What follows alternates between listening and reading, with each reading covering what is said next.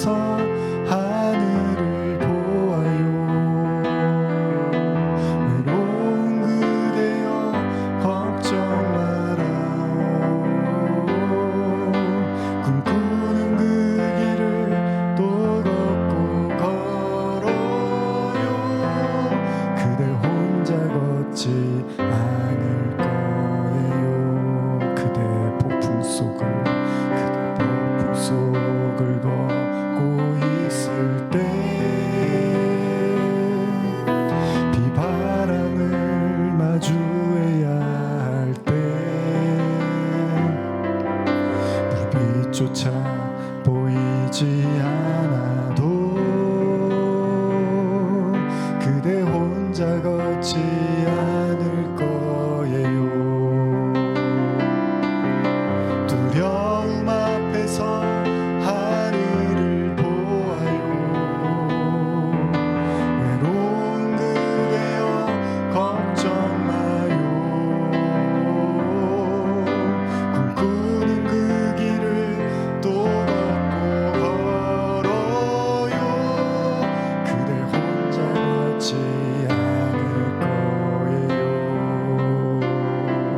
다시 한번 하나님 앞에 조용히 묵상하며 나아갈 때 하나님 곁에 계십니다.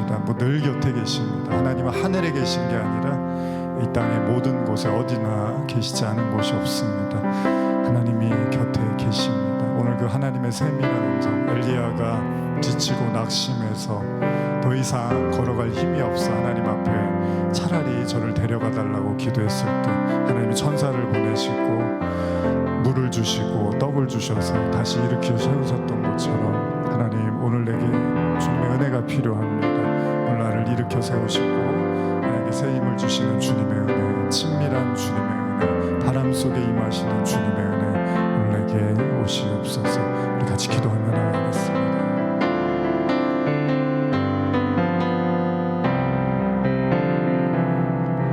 그대 폭풍 속을 걷고 있을 때 비바람을 마주해야 할 때 불빛조차 보이지 않아도 그대 혼자 걷지 않을 거예요. 두려움 앞에서 하늘을 보아요. 외로운 그대여 걱정 마요. 꿈꾸는 그 길을 또 걷고 걸어요. 그대 혼자 걷지 않을 거예요. 그대 폭풍 속을 걷고 있을 때 비바람을 마주해야 할 때 불빛조차 보이지 않아도 그대 혼자 걷지 않을 거예요. 두려움 앞에서 하늘을 보아요. 외로운 그대여 걱정 마요. 꿈꾸는 그 길을 또 걷고 걸어요. 그대 혼자 걷지 않을 거. 그대 폭풍 속을 걷고 있을 때 비바람을 마주해야 할 때 불빛조차 보이지 않아도 그대 혼자 걷지 않을 거예요. 두려움 앞에서 하늘을 보아요.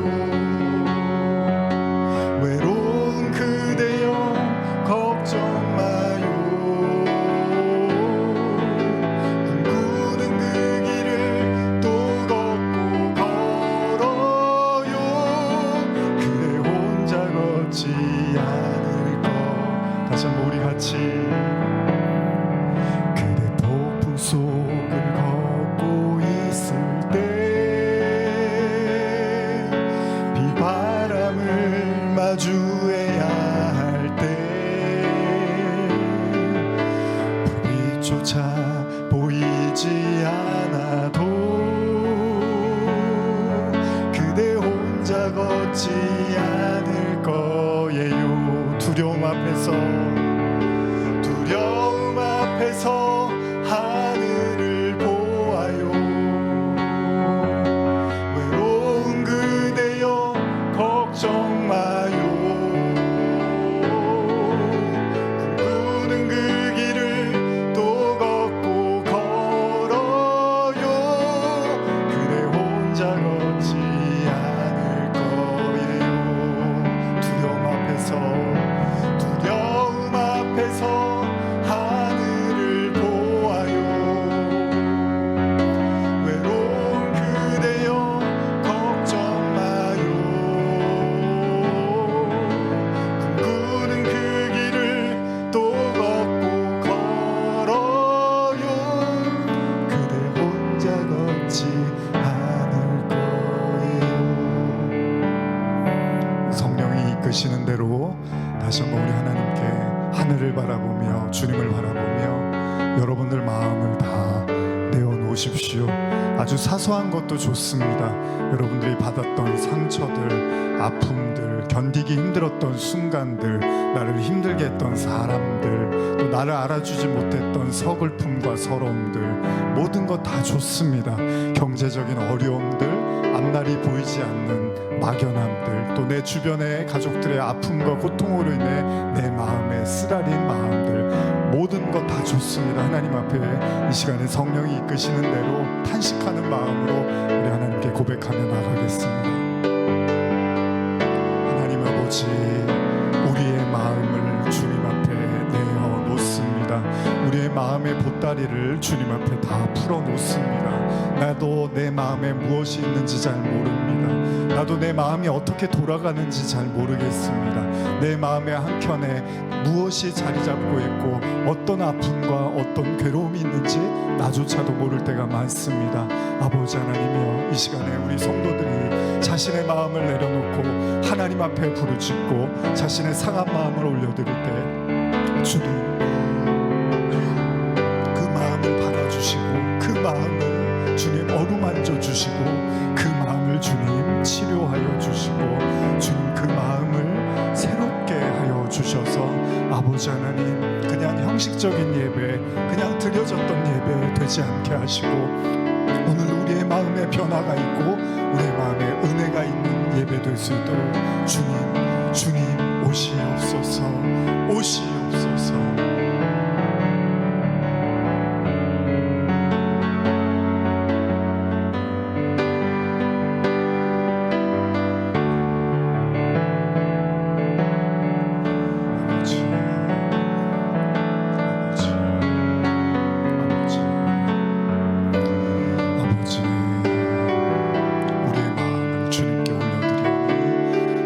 살아계신 그 손길로 성령의 그 따뜻함으로 우리를 품어주시고 만져주시고 위로하여 주시고 우리의 발목을 붙잡는 옛사람 옛자 어둠의 세력은 이 시간 예수 그리스도 이름으로 결박시켜 주시옵소서. 지긋지긋하게 우리의 발목을 붙잡고 지긋지긋하게 똑같은 생각 속에서 빠져나오지 못하도록 만드는 아버지 하나님이여, 어둠의 영들 옛자들이 예수님의 이름으로 떠나가게 하여 주시고 하나님이 주시는 새로운 은혜와 새 말씀과 새 영을 부어주셔서 아버지 하나님이여, 이 시간에 드려지는 예배가 살아있는 성령으로 드려지는 하나님의 영으로 경배하는 예배 될 수 있도록 아버지 하나님이여 오시옵소서. 조정하시고 다스려 주시고 우리의 상한 마음을 만져주시고 붙들어 주시고 새롭게 하여 주시옵소서.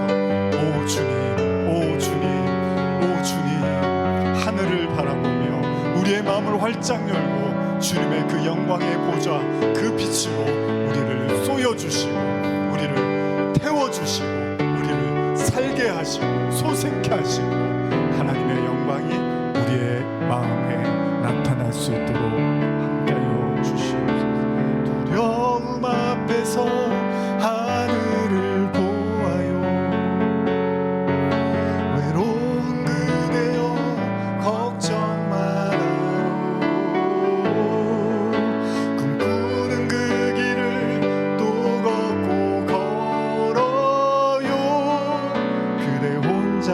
걷지 않을 거예요. 그대 폭풍 속을 걷고 있을 때 비바람을 마주해야 할 때 불빛조차 보이지 않아도 그대 혼자 걷지 않을 거예요. 두려움 앞에서 하늘을 보아요. 외로운 그대여 걱정 마요. 꿈꾸는 그 길을 또 걷고 걸어요. 그대 혼자 걷지 않을 거예요. 꿈꾸는 그 길을 또 걷고 걸어요. 그대 혼자 걷지 않을 거예요.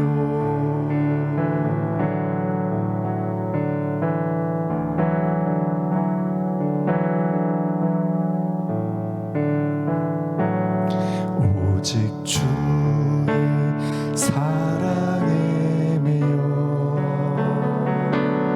내 영 기뻐 노래합니다. 이 소망의 언덕 기쁨의 땅에서 주께 사랑드립니다. 오직 주의 임재 안에 갇혀 내 영 기뻐 찬양합니다.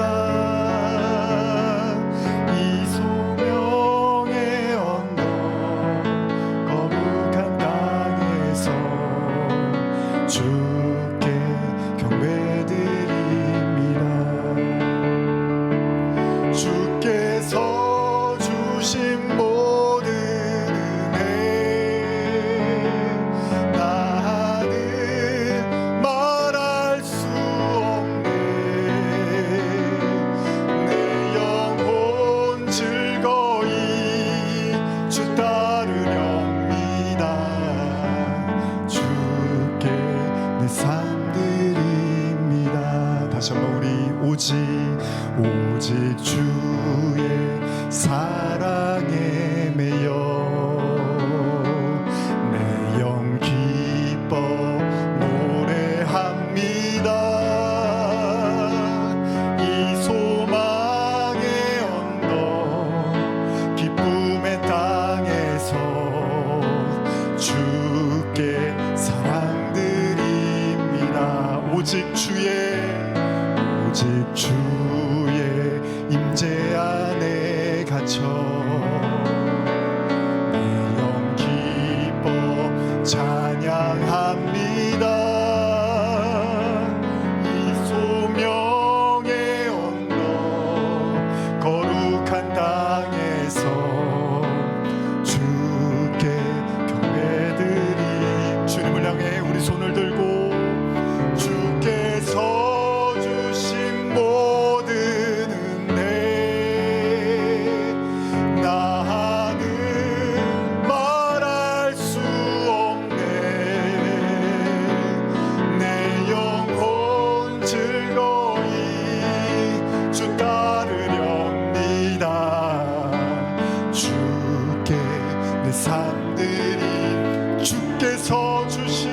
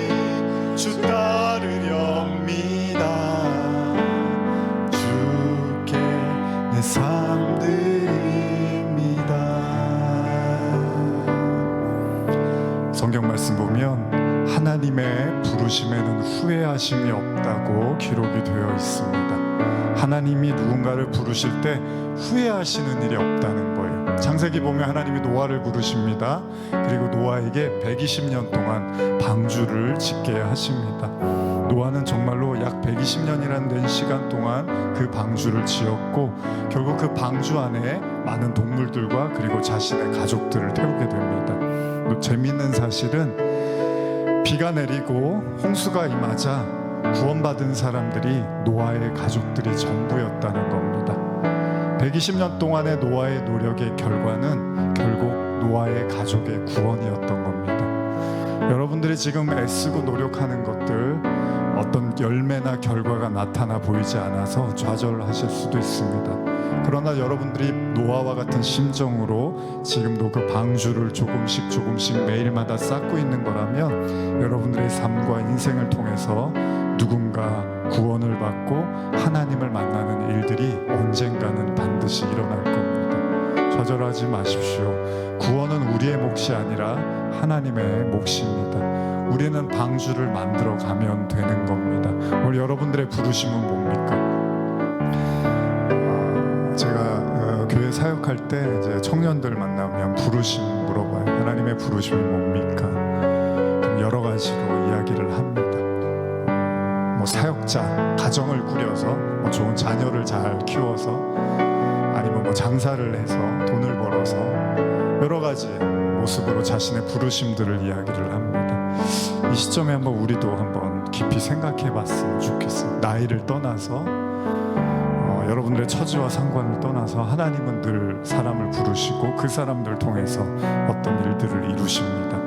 우리 기도하며 조용히 우리 반주에 맞춰서 묵상할 때 특히 이 찬양이 그 최춘선 할아버지의 옛날 그 비디오 간증에 나왔던 곡인데 할아버지는 맨발로 돌아가시는 날까지 복음을 전하셨잖아요. 여러분들이 마지막 죽음의 순간까지 해도 아깝지 않은 일은 무엇입니까? 내가 오늘 이 일을 하다가 죽어도 저는 괜찮습니다. 하나님이 제게 주신 사명입니다. 하나님이 제게 주신 부르심입니다 라고 생각하는 바로 그 일들은 무엇입니까? 오늘 여러분들 기도하며 하나님 저의 부르심, 저의 소명 하나님 저를 어떻게 쓰시기를 원하십니까? 저를 통해서 누구를 구원하시기를 원하십니까? 우리 진지하게 진솔하게 기도하며 나가겠습니다. 오직 주의 사랑에 매여 내 영 기뻐 노래합니다. 이 소망의 언덕 기쁨의 땅에서 주께 사랑드립니다. 오직 주의 임재 안에 갇혀 내 영 기뻐 찬양합니다. 이 소명의 언덕 거룩한 땅에서 주께 경배드립니다. 주께서 주신 모든 은혜 나는 말할 수 없네. 내 영혼 즐거이 주 따르렵니다. 주께 내 삶 드립니다. 오직 주의 사랑에 매여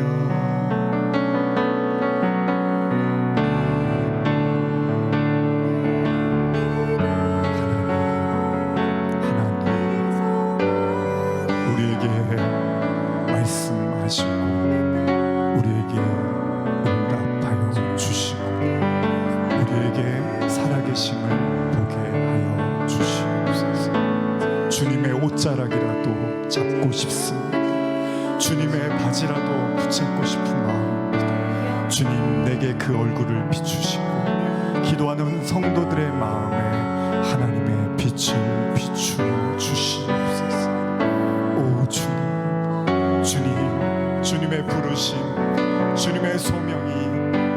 되는 교회 되게 하시고 성도 되게 하여 주시옵소서.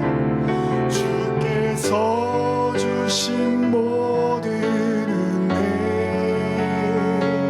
나는 말할 수 없네. 내 영혼 즐거이 주 따르렵니다. 주께 내 삶들이 주께서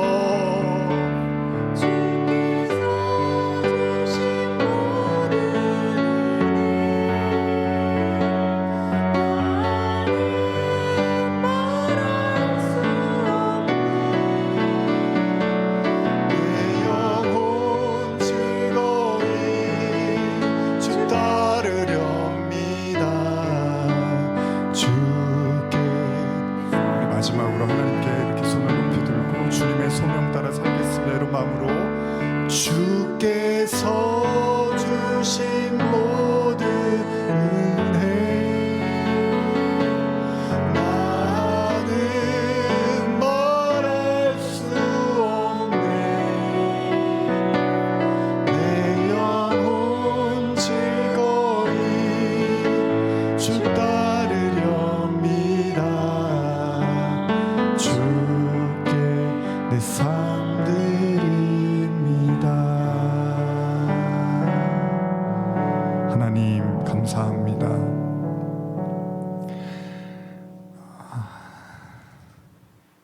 굉장히 무더웠던 하루 또 이 자리에 발걸음하게 하심을 감사드립니다.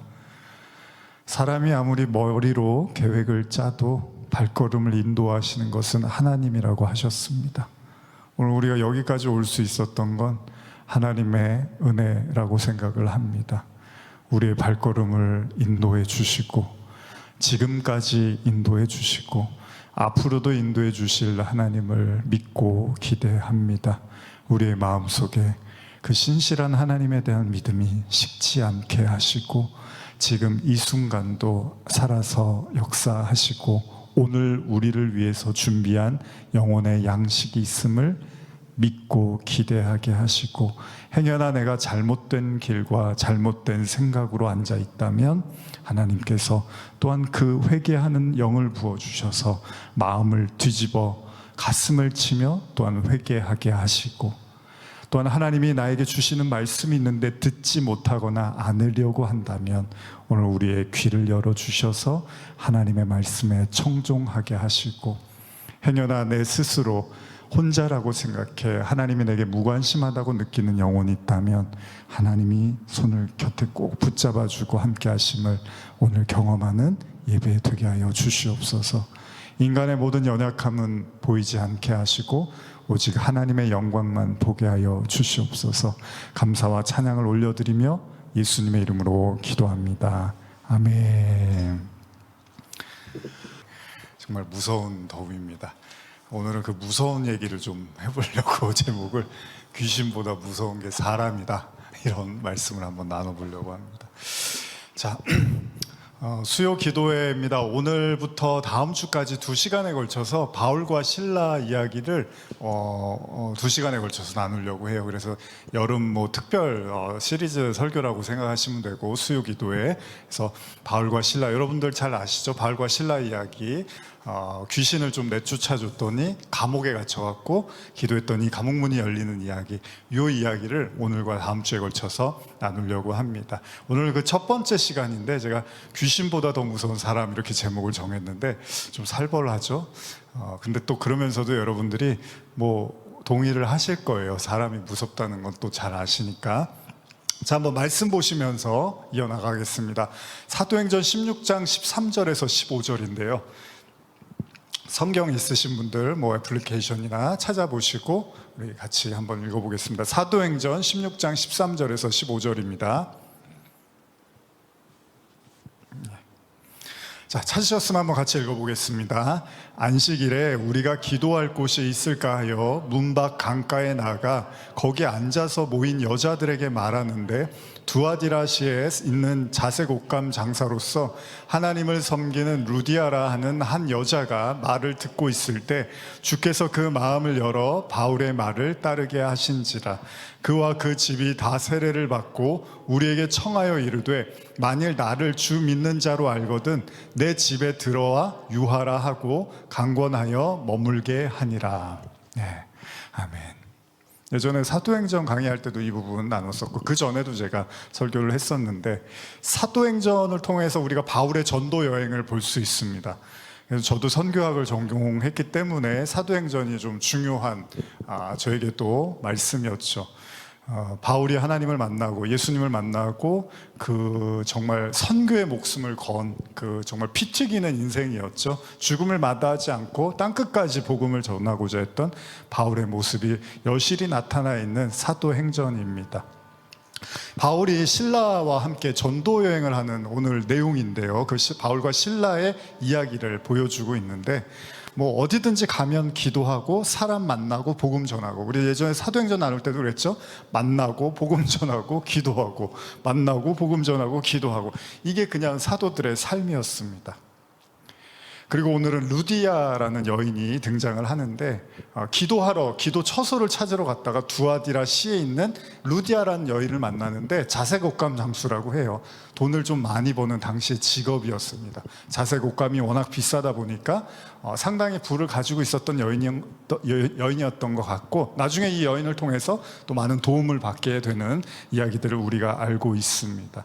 그래서 여기 보면은 그 집이 다 세례를 받았다, 이렇게 표현도 되어 있죠. 생산이라는 이름을 갖고 있는데, 루디아 이름의 뜻이 생산이라는 이름이 있는데, 그 생산이라는 이름을 가진 루디아의 그 만남과 그 전도를 통해서 이제 복음이 조금씩 확장이 되는 거죠. 성경은 전도자의 말을 듣다가 그녀가 마음을 열었다고 하죠. 그리고 세례를 받고 가족들까지 또 복음을 전하게 되는 계기가 됐다는 거예요. 참 놀랍습니다. 이런 일들이 사실 쉽지가 않아요. 물론 어떤 경우에는 쉽게 나타나지만 전도한다는 게 또 참 쉽지 않다고 저도 생각이 됩니다. 전도자들의 삶은 굉장히 단순합니다. 기도, 말씀, 세례, 이런 삶을 계속해서 반복하고 있습니다. 하나님은 이런 사람들을 통해서 거대한 세상의 시간표를 움직이고 있는 거예요. 여러분들이 봤을 때는 세상이 뭐 경제라든지 지금 전쟁이라든지 뭐 여러 가지 그런 역사의 중심을 그렇게 보잖아요. 근데 성경은 그렇게 보지 않고 있습니다. 성경은 복음을 전하는 사람들에 의해서 역사가, 세상이 움직여지고 하나님의 관심은 거기에 있다고 말씀을 하고 있는 거예요. 그러니까 우리가 뭐 정세가 어떻게 돌아가고 앞으로 무슨 일이 생기고, 물론 관심을 가질 수 있고 중요합니다. 경제도 그렇고 다 중요한데, 그런데 하나님의 관심은 뭐죠? 하나님의 관심은 잃어버린 한 영혼이 돌아오는 겁니다. 그게 하나님한테 제일 중요한 거예요. 그래서 우리가 창세기에서 보면은 요셉 있잖아요. 요셉이 애굽에 그 형들에서 팔려가고 나중에 애굽의 총리가 되는데, 그때 요셉이 뭐라고 합니까? 형들을 만나서 당신들을 구원하려고 하나님이 나를 애굽에 보냈고 총리가 되게 했다라는 이런 얘기를 하는 거예요. 그러니까 역사의 주관이 하나님의 구원에 의해서 움직이고 있다는 거죠. 성도가 절대 잊어버리지 말아야 될 건, 하나님의 관심이 구원에 있다는 사실을 놓치고 망각하는 순간에 성도들은 다른 곳에 에너지를 쏟고 다른 것에 마음을 뺏기기 시작하면서 좌절하고 절망하게 된다는 겁니다. 하나님의 관심은 복음입니다. 교회의 그 존재의 이유도 복음 그리고 구원 아니겠습니까? 복음의 위대함은 이 세상의 전부라고 믿고 있는 사람들에게, 여러분도 마찬가지예요. 여러분들이 세상 속에 가시면 어떤 일을 하셔야 되냐면, 세상이 전부라고 믿고 있는 사람들한테 세상이 전부가 아니라는 걸 자꾸 여러분들이 보여줘야 되는 거잖아요. 교회는 뭐 가면 맨날 헌금하라 그러고, 뭐 교회는 목사님 말 안 들으면 큰일 나고, 뭐 교회는 그냥 그런 종교 아니야 라고 하는 그들에게, 그런 많은 편견과 그리고 교회에 대한 좋지 않은 감정을 갖고 있는 많은 사람들에게 여러분들의 해야 될 역할은 뭐냐면, 이 세상이 전부가 아니라 다른 세상이 존재한다는 사실을 계속해서 비춰주고 드러내야 된다는 거죠. 복음은요, 루디아에게는 영생이라는 새로운 세계를 여는 문이기도 했지만 동시에 기도처를 찾아다니면서 오랜 전도 여행으로 지쳤을 전도자에게는 또 위로였다는 거죠. 그러니까 결국 사람을 만나는 것이 위로가 되는 겁니다. 어떤 사람이요? 하나님의 사람들을 만날 때 여러분도 안식을 느끼고 쉼을 느끼는 거죠. 그런데 지금 읽으신 본문을 좀 이어서 16절에서 18절 한번 읽어볼까요? 16절에서 18절입니다. 시작. 우리가 기도하는 곳에 가다가 점치는 귀신 들린 여종 하나를 만나니 점으로 그 주인들에게 큰 이익을 주는 자라. 그가 바울과 우리를 따라와 소리 질러 이르되 이 사람들은 지극히 높은 하나님의 종으로서 구원의 길을 너희에게 전하는 자라 하며 이같이 여러 날을 하는지라. 바울이 심히 괴로워하여 돌이켜 그 귀신에게 이르되 예수 그리스도의 이름으로 내가 내게 명하노니 그에게서 나오라 하니 귀신이 즉시 나오니라. 전도자들이 기도할 곳을 찾는데 이때 갑자기 귀신 들린 여종이 등장을 합니다. 자, 이 여종은 여러분들이 아실 수 있는데 이 점을 치면서 돈을 버는 거죠. 예언을 해주는 거예요. 그리고 점을 쳐주고 돈을 버는데 이 여인이 그 돈을 취하느냐? 그건 아닙니다. 이 여인의 주인이 있었어요. 그래서 자신의 주인에게 이제 돈을 돈을 주는 거죠. 그래서 그 주인은 이 여종을 통해서 이득을 보고 있었던 거예요. 근데 갑자기 이 여인이 무언가 마음이 이상한지 바울과 실라를 따라다니면서 계속해서 괴롭히기 시작을 합니다. 뭐라고 하냐면 17절인데 같이 한번 읽어볼까요? 한 번 더 시작. 그가 바울과 우리를 따라와 소리질러 이르되 이 사람들은 지극히 높은 하나님의 종으로서 구원의 길을 너희에게 전하는 자라 하며. 여러분, 여기 틀린 말이 있나요? 귀신 들린 사람이 뭐라고 하냐면 이 사람들은 지극히 높은 하나님의 종으로서 구원의 길을 너희에게 전하는 자라. 이게 지금 성령이 임한 사람이 하는 얘기가 아니라 귀신 들린 사람이 하는 말입니다. 어떻게 생각하십시오? 귀신 들린 사람도 이런 말을 하는데 그냥 하는 게 아니라 소리를 지르고 선포를 하더라는 거예요. 여러분, 예수님이요, 그 복음서에 보면은 귀신 쫓아내시면 사람들이 뭐라 그러냐면, 아니 귀신을 쫓아내줬는데 사람들이 예수님을 어떻게 공격하냐 하면 바알세불의 힘을 빌려서 귀신을 쫓아낸다는 말을 예수님 참 많이 들으셨거든요. 바알세불이 뭐냐면 똥신, 귀신의 왕이란 말이에요. 예수님이 귀신의 힘을 빌려서 귀신을 쫓아냈다는 말을 굉장히 많이 듣고 모욕적인 말입니다. 아주 하나님의 아들에게. 그런데 지금 귀신 들린 여종이요, 전도자들을 하나님의 종으로 구원을 선포한다는 말을 하고 있어요. 그러니까 여러분, 말이 맞다고 해서 그게 꼭 하나님의 말씀이 아닐 수도 있다는 거예요. 하나님의 영이 아닐 수 있다는 겁니다. 문제는 뭐냐면 소란을 피우더라는 거예요. 그 맞는 말 같은데 소란을 피우면서 바울과 실라의 사역을 계속 방해를 하고 있다는 겁니다. 멀쩡히 점을 치면서 돈을 벌던 귀신 들린 여종이 왜 이렇게 흥분하고 광분했을까요? 더군다나 이상한 말도 아니라 하나님이 주신 말씀 같은 메시지를 큰 소리로 전하면서 계속해서 괴롭힙니다. 보통 복음서에 보면요, 여러분, 귀신 들린 사람, 예수님이 귀신 들린 사람 만났을 때 어떤 이야기를 하냐면, 여러분들 잘 아시는데 마가복음 1장 24절 제가 읽어드릴게요. 1장 24절 보면 나사렛 예수여, 우리가 당신과 무슨 상관이 있나이까? 우리를 멸하러 왔나이까? 나는 당신이 누구인 줄 아노니 하나님의 거룩한 자니다. 자, 귀신 들린 사람이 또 이런 말을 합니다. 당신은 하나님의 거룩한 사람입니다. 그러니까 당신과 나는 상관이 없다라고 이야기를 해요. 마가복음 5장 7절 큰 소리로 부르짖어 이르되 지극히 높으신 하나님의 아들 예수여, 나와 당신이 무슨 상관이 있나이까? 원하건대 하나님 앞에 맹세하고 나를 괴롭히지 마옵소서. 오늘 제가 오전에 어떤 목사님이 이제 큐티처럼 매일 이렇게 영상을 올리시더라고요. 그래서 하나 봤는데 그런 얘기를 해서 자기는 새벽 예배 매일 열심히 나온 사람 좋아하지 않는데요. 왜 그러냐, 그러니까 새벽 예배 나와서 기도하는 내용이 다 세속적인 내용이라는 거예요. 우리 남편 잘 되게 하시고, 아내 잘 되게 하시고, 건강하고, 아이 학교 시험 몇 점 맞게 하시고, 대학은 어디 들어가게 하시고, 차는 뭘로 바꿔주시고, 아파트는 어떻게, 매일 나와서 그 기도만 한다는 거예요. 그래서 그건 소용없다는 거예요. 물론 기도를 하지 말라는 건 아니지만 새벽 기도 매일 나와서 그런 기도를 한다는 것이 큰 의미가 없다는 이제 그런 이야기를 하신 거예요. 그러면서 이제 성령 받은 사람과 그렇지 못한 사람의 특징을 이제 과감하게 얘기를 하시더라고요. 성령 받은 사람은 거기에 관심이 있는 게 아니라 먼저 그 나라에 관심이 있는데, 성령과 무관한 사람들은 오로지 이 땅에 있는 것들만 계속해서 구한다는 거예요. 사실 뭐 맞는 이야기입니다. 너무나 잘 아는 이야기고, 제가 하는 설교들의 내용도 거기에 많이 담겨 있습니다. 귀신 들린 사람이 바울과 실라를 보면서 하나님의 사람이라고 하고 구원을 전한다고 하고 그 얘기만 듣고서 저 사람이 무슨 귀신이 아니라 성령이 임했다는 착각을 우리가 할 수도 있다는 거예요. 여러분, 귀신 들린 사람도 찬송을 할 수 있고요, 귀신 들린 사람도 막 말씀을 막 이야기할 수 있고 다 할 수 있다는 거잖아요. 그런 것. 그럼 뭐가 다른 거죠? 성령의 역사와 귀신의 역사가. 아니, 예수님도 귀신 쫓아내줬는데 거기다 대고 귀신의 힘을 빌려서 쫓아냈다고 사람들이 비아냥거리는 판국인데, 오늘 본문을 보니까 귀신 들린 사람이 예수를 보자 두려워합니다. 그리고 뭐라고 하냐면, 너하고 나는 상관이 없으니까 빨리 떠나라는 거예요. 나를 괴롭게 하지 말라는 거예요. 근데 그러면 이 여인도 그래야 되잖아요. 오늘 여종도 그러면 귀신 들렸으면은 바울과 실라를 보면서 도망을 쳐야 되고 더 이상 그들 앞에 나타나면 안 되는데 쫓아다니면서 왜 괴롭혔을까요? 그것도 며칠 동안. 제가 이 말씀을 예전에 묵상했지만 아마 저는 그 귀신 들린 사람이 바울과 실라를 쫓아다니면서 자기를 구해달라고 절교하고 있었는지도 모르겠다고 생각을 했습니다. 귀신에 들려서 점을 보고 있지만 이 생활이 지옥 같은 거예요. 이 생활이 너무 괴로운 거예요.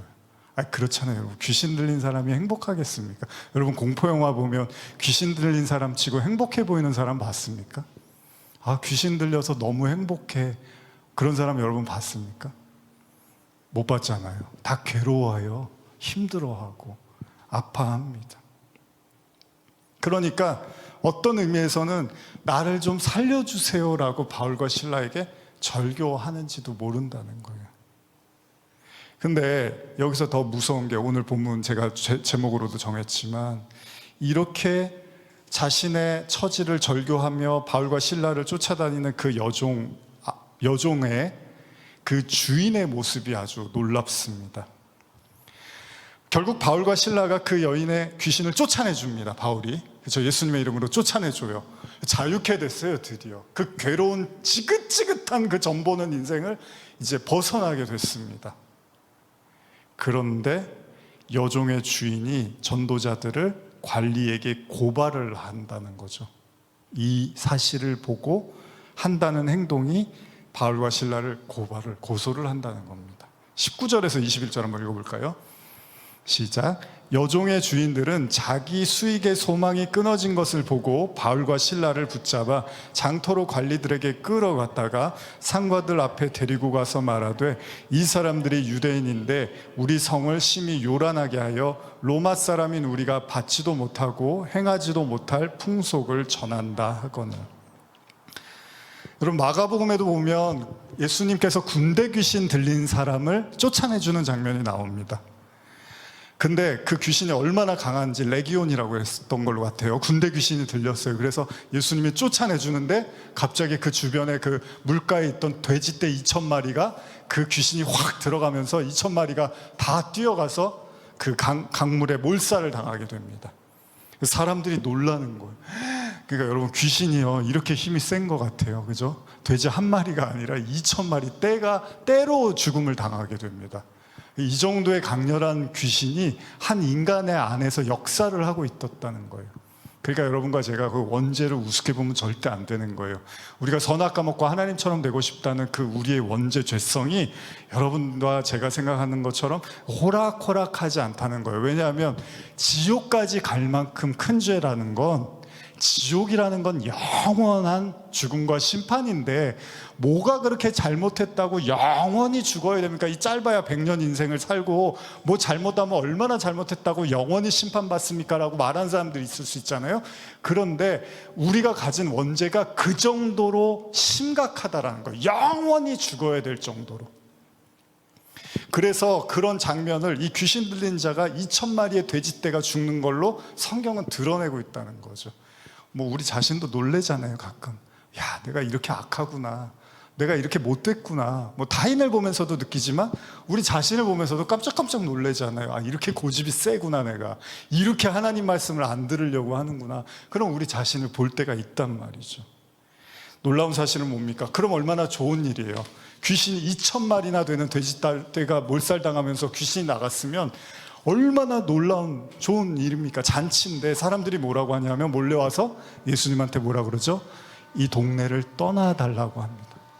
당신으로 인해서 우리가 너무나 많은 그 수입, 이익이 떨어지니까, 손해를 봤으니까 이 동네를 떠나달라고 예수님께 요청을 한다는 겁니다. 여러분, 2,000마리의 돼지떼가 몰살당하는 게 낫습니까? 귀신 들리는 게 나가는 게 낫습니까? 물론 우리 자신의 문제에서는 당연히 귀신 들리는 걸 벗어나게 해달라고 하겠지만, 타인의 문제에서 그게 여러분들에게 직접적 이익과 연관이 된다면, 저 사람한테 귀신이 나가는데 여러분들이 2,000마리나 되는 돼지 한 마리 얼마죠? 곱하기 2,000. 근데 여러분들이 아주 부자는 아니에요. 그게 전 재산이라고 가정을 한다면, 자, 그 영혼이 구원받는 게 좋습니까? 2,000마리의 돼지를 버리는 게 좋습니다. 이게 얘기가 달라지는 거예요. 이게 돈이 들어가면, 물질이 들어가면, 계산이 들어가면 얘기가 달라질 수 있다는 겁니다. 귀신에게 시달리면서 고통 속에서 점을 치던 여인에게 귀신을 쫓아내주니까 주인이 한다는 소리가 돈이 안 들어오니까 고소를 하더라는 거예요. 고발을 하더라는 거예요. 예전에도 제가 나눴지만 귀신 들린 사람은 귀신을 쫓아내주면 돼요. 근데 귀신도 안 들린 이 여종의 주인은 어떻게 해야 되는 거예요? 차라리 귀신 들렸으면 예수의 이름으로 나가라 그러면 돼요. 그럼 나가잖아요. 근데 이 여종의 주인은 귀신 안 들렸잖아요. 우리가 착각하는 게, 아우, 귀신 들렸다 그러면 막 굉장히 무슨 사악하고 문제 있는 사람으로 보는데, 이 본문만 놓고 보면요, 더 사악한 사람이 누구죠? 여종의 주인이라는 거죠. 그래서 제가 제목을 귀신보다 무서운 사람이라고 한 거예요. 뭐라고 해야지 말을 들을까요? 뭐라고 설득을 해야 될까요? 어쩌면 아무 문제 없고 스스로 정상이라고 생각하는 수많은 사람들 있잖아요. 우리도 그런 주인들 중에 하나일 수 있지 않겠습니까? 아, 나는 정상이야. 나는 정신도 건강하고 나는 마음이나 생각이 올바라 라고 생각하는 이 여종의 주인처럼 자기 여종은 귀신 들렸어도 자기는 정상이라고 착각했잖아요. 근데 보니까 더 문제가 심각한 사람이에요. 이거는 말로도 안 되는 거예요. 이건 뭐 영적인 힘로도 안 되는 거예요. 이걸 죄라고 하는 겁니다. 죄는 그런 겁니다, 여러분. 질기고 강력하고 고집스럽고 집착하고 내 걸로 갖고자 하는 그 욕망과 소유욕에 아주 강하게 그 자리 잡고 있는 인간 내면의 그 자아, 그 철옹성과 같은 그 무언가가 이 주인의 마음을 사로잡고 있더라는 거예요. 그러니까 우리는 성경에 그놈이 나쁜 놈이야, 이게 성경의 목적은 아니니까 우리에게 하는 거예요. 우리도 다르지 않을 수 있다는 거죠. 이 본문에서 우리는 전도자를 생각할 거예요. 나는 바울과 실라, 저 사람들이 여종과 주인이야 라고 생각할 수 있지만, 성경은요, 여러분과 제가 바울과 실라이기도 하지만 동시에 여종이기도 하고 동시에 주인이기도 하다라는 겁니다. 다각도에서 우리를 바라봐야 된다는 겁니다. 사도행전 16장 22절에서 24절 한번 읽어볼까요? 시작. 무리가 일제히 일어나 고발하니 상관들이 옷을 찢어 벗기고 매로 치라 하여 많이 친 후에 옥에 가두고 간수에게 명하여 든든히 지키라 하니, 그가 이러한 명령을 받아 그들을 깊은 옥에 가두고 그 발을 착고에 든든히 채웠더니. 귀신 쫓아내준 대가가 뭐냐면 엄청나게 얻어맞고 옷이 찢기고 매를 맞고 피를 질질 흘리면서 감옥에 있습니다. 이게 바울과 실라의 현실이었습니다. 두 발이 묶인 채 순식간에 바울과 실라는 참담한 지경에 놓이게 됩니다. 핍박의 이유가 뭐라고요? 귀신을 쫓아내줬다는 이유로. 이게 사역입니다, 여러분. 사역은 그런 우리가 생각하는 환상이 아닌 것 같아요. 좋은 일을 했고 누군가를 살리고 생명을 주는 일을 했는데 그 결과가 이렇게 초라하고 힘들고 아픕니다. 하기사 예수님이 영혼 구원하러 이 땅에 오셨는데 그에게 내린 처벌은 십자가였으니까 말할 것도 없죠. 사역자들은 많은 상처와 핍박과 오해와 손가락을 받는 것이 어쩌면 익숙한지도 모르고, 그것이 예수님이 오죽하면 팔복에서 의를 위해서 핍박을 받는 자가 복이 있다라고까지 말씀을 하셨는지도 모르겠습니다. 영혼 구원의 대가, 복음을 증거한 결과가 감옥이라는 거예요. 이래도 여러분 복음을 전하실 마음이 있으십니까? 웃으시는데 우리 쉽지 않잖아요, 그렇죠?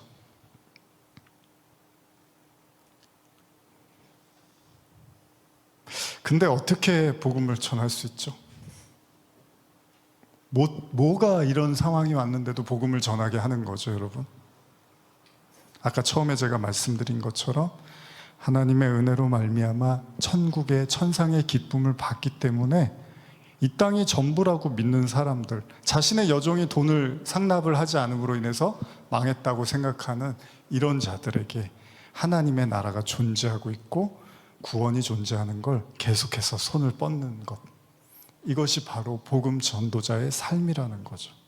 여러분, 귀신에 들린 여종보다 더 심각한 건 그 심각한 영혼은요, 어쩌면 바로 그 여종의 주인인지도 몰라요.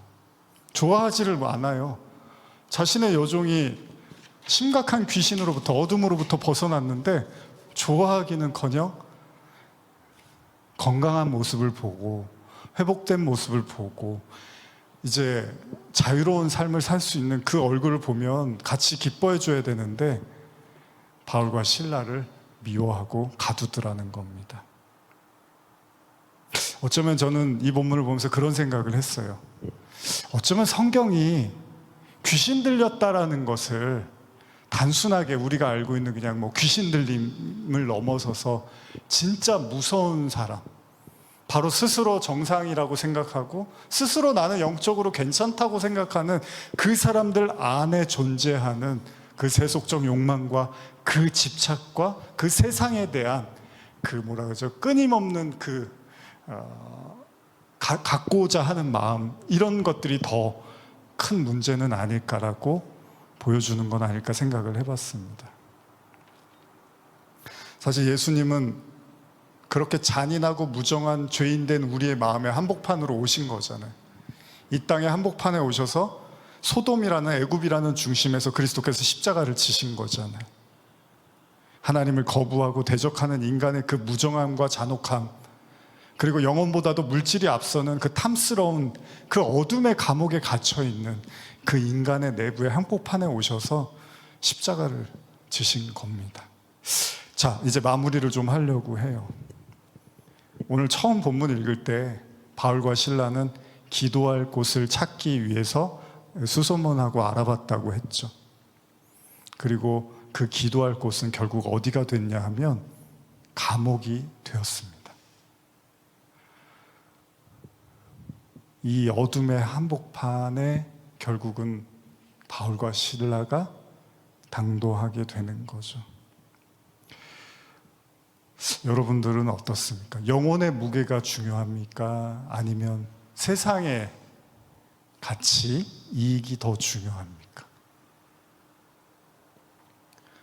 여러분들은 여종이 누리는 기쁨을 원하십니까? 아니면 여종의 주인이 누리고자 하는 이익을 더 원하십니까?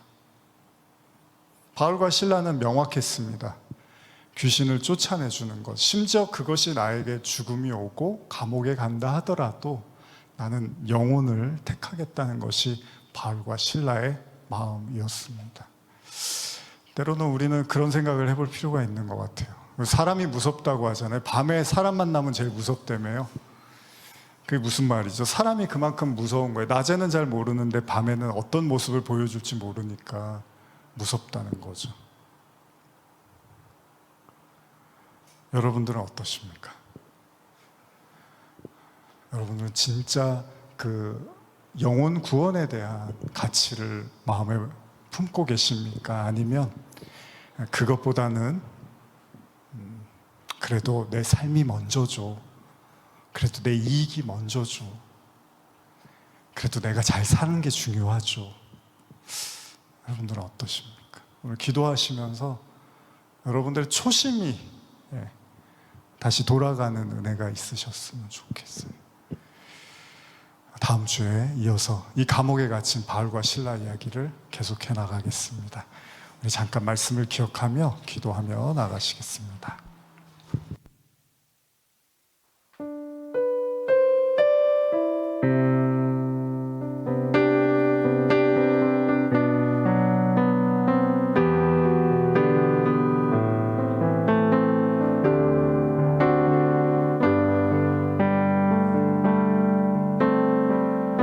말씀 생각하며 잠깐 우리 기도하면서 나가겠습니다. 오늘 말씀 들으시면서 여러분들의 마음을 만졌던, 여러분들에게 마음을 두드렸던 말씀은 무엇입니까? 어떤 말씀이 여러분들에게 와닿습니까? 하나님의 어떤 말씀을 여러분들에게 하시는 것 같았습니까? 우리 잠시 조용히 묵상하며 기도하며 나가겠습니다.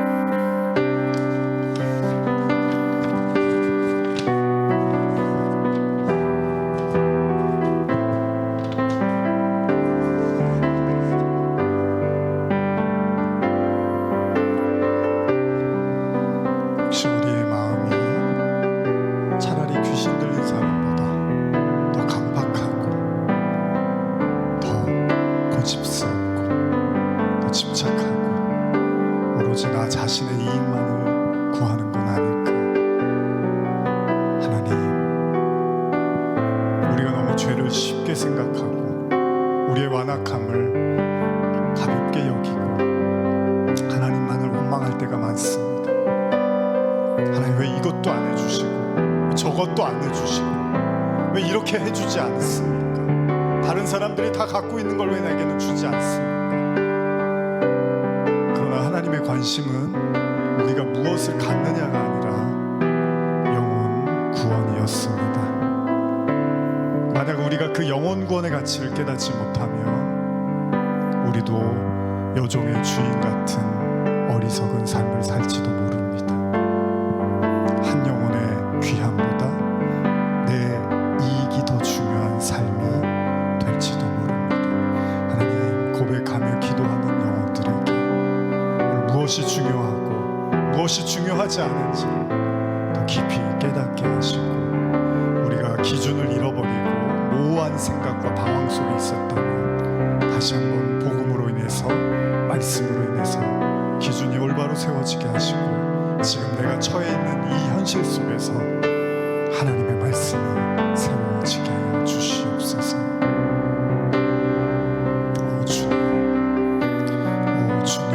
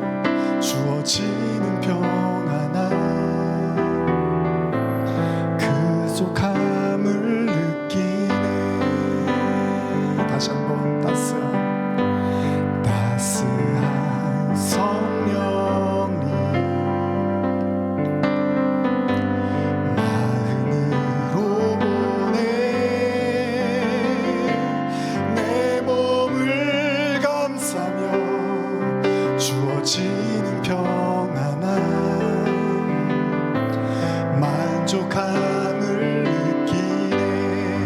부르신 곳에서 나는 예배하네. 어떤 상황에도 나는 예배하네. 부르신 곳에서 나는 예배하네. 어떤 상황에도 나는 예배하네.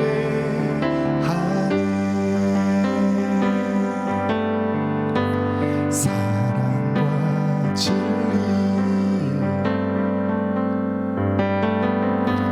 한 줄기 빛보네. 내 몸을 감싸며 주어지는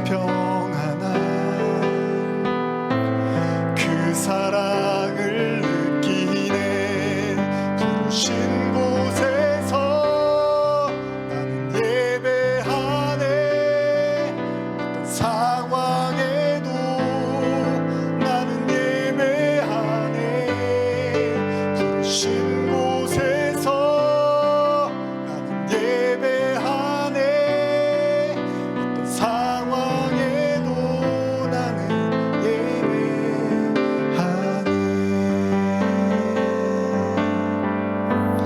따스한 성령님 마음으로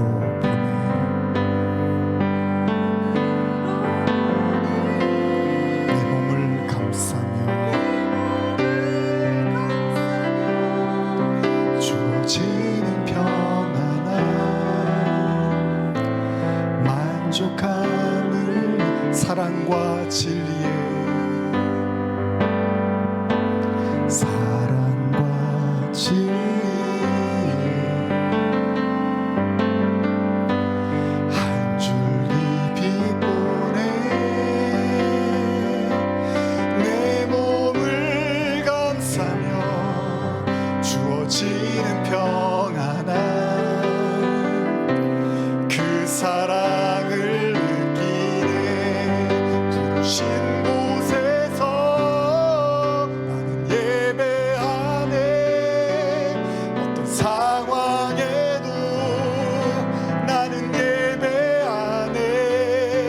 부르신 곳에서 나는 예배하네. 어떤 상황에도 나는 예배. 부르신 곳에서 나는 예배하네. 어떤 상황에도 나는 예배하네. 부르신 곳에서 나는 예배하네. 어떤 상황에도 나는 예배하네.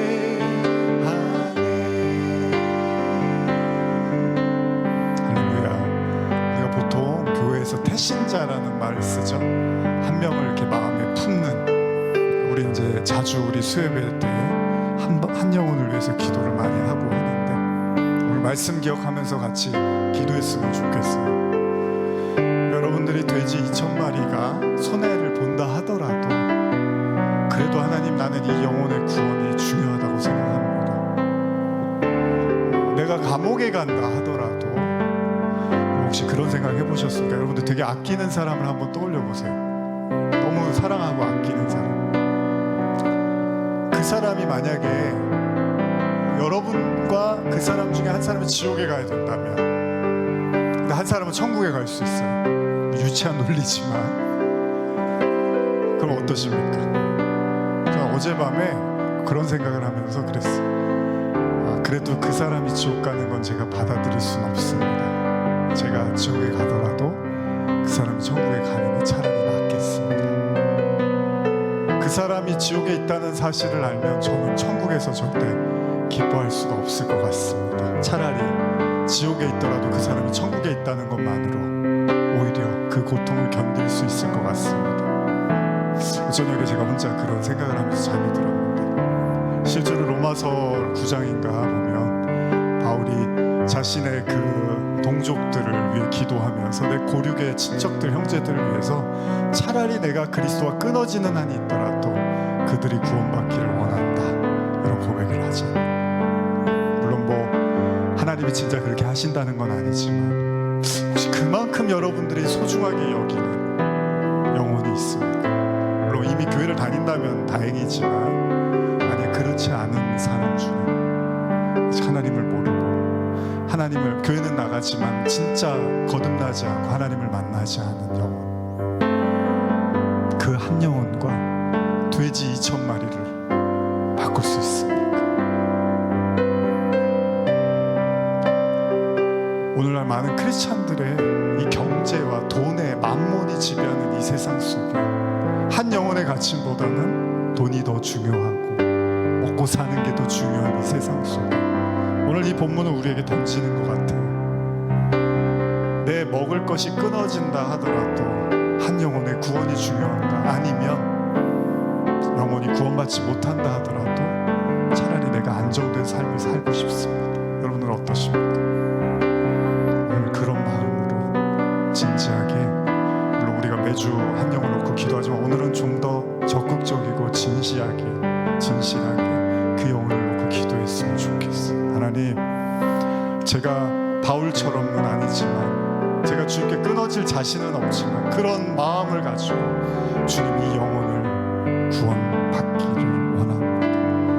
하나님, 제발 구원해 주십시오. 여러분의 마음을 때리는 그 한 영혼을 위해서 우리 진지하게 기도하며 나가겠습니다.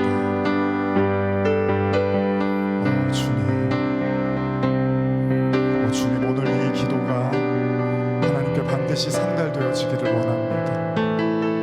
우리의 마음을 때리고 울리는 그 한 영혼을 위한 기도가 오늘 주님 앞에 상달되어지기를 원합니다. 아버지, 영혼 구원이 소중하지 않은 시대, 먹고 살고 만몬에 의해서 돈이 중요하고 생활이 중요한 이 시대, 하나님의 사람들도 돈이 더 중요하다고 생각하는 이 시대, 한 영혼을 정말 진실한 마음으로 기도하기를 원합니다.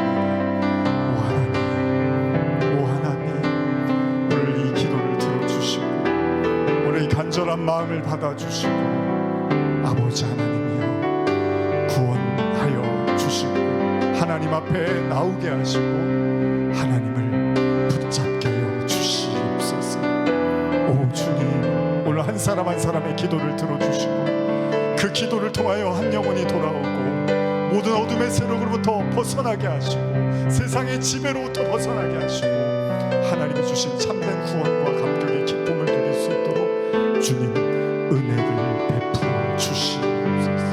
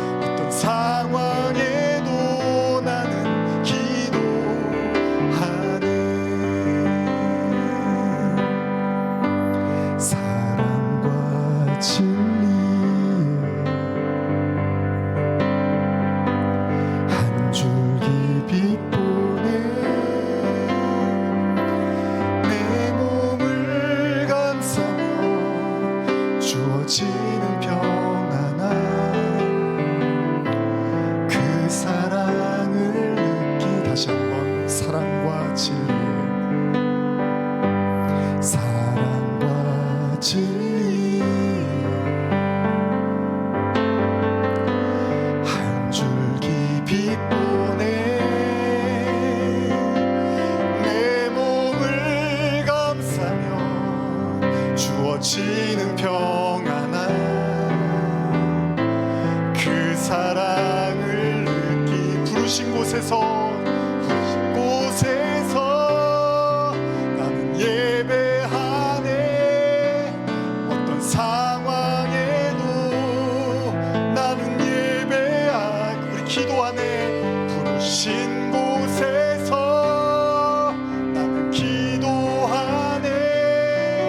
어떤 상황에도 나는 기도. 다시 한번 부르신 곳에서 나는 기도하네. 어떤 상황에도 나는 기도하네. 부르신 곳에서 나는 기도하네. 어떤 상황